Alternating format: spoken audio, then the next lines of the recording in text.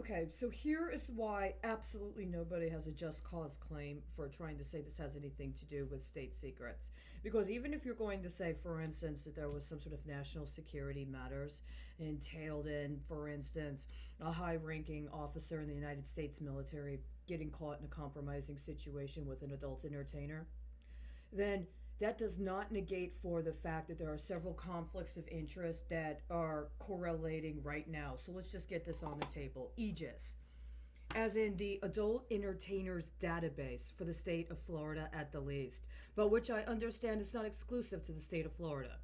As in, there's actually a registry with local departments of public health in the state of Florida specifically concerning registering actual members of the adult entertainment industry as part of a database whose acronym is AEGIS.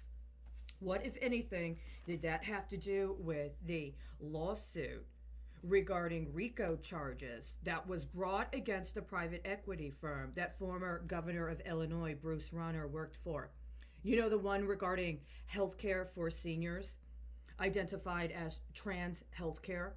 So we're talking about trans healthcare in connection with an adult entertainers database, which, by the way, also bears the same acronym as what is known to be a guidance system for aircraft, including military aircraft.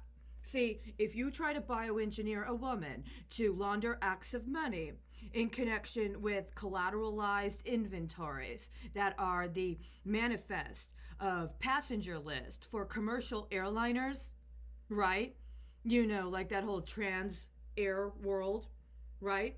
Trans World Air, Morales versus Trans World Air. And then you try to flip in some sort of Don Tuono versus Service Road Corps, where all of a sudden what? Those adult entertainers are for lease, and depending upon how much you like their performance, you may or may not recommend somebody else take out a short term lease for their mineral rights. And then, unless they're going to continue trying to broker timeshare agreements with you and your buddies, they're going to be denied all access to legal process. And if it just so happens that she decides she's not going to let you launder money through her, then a commercial airliner is literally going to crash and kill people, like Brazil, right? Like Ethiopia, right?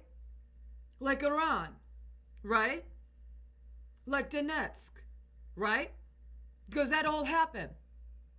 Those were actual, literal passenger airliners that I understood used the same technology.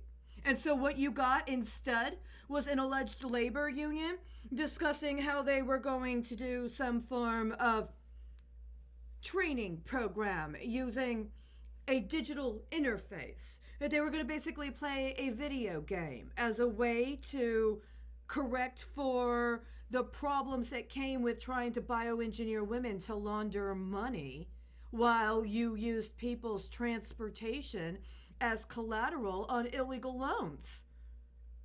You understand? It's all coming together. All the evidence is there. What is so deranged and incapable of comprehension on your realm that you don't understand that you are either completely mentally incapable of bearing responsibility for the power you're attempting to convince people you're capable of wielding, or no, actually, there's no other option.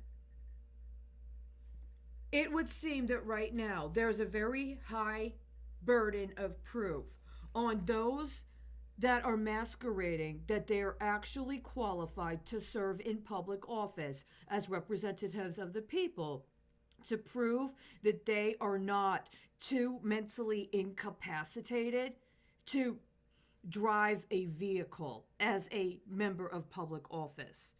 You're not fit. You're not mentally sound. There's a very serious disconnect with whatever it is you are doing instead of your job.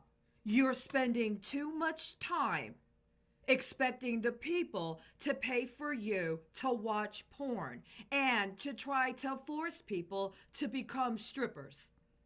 Literally. And it's so bad that if we don't agree to be a stripper, you don't even let us get our name on a lease, much less a mortgage, right?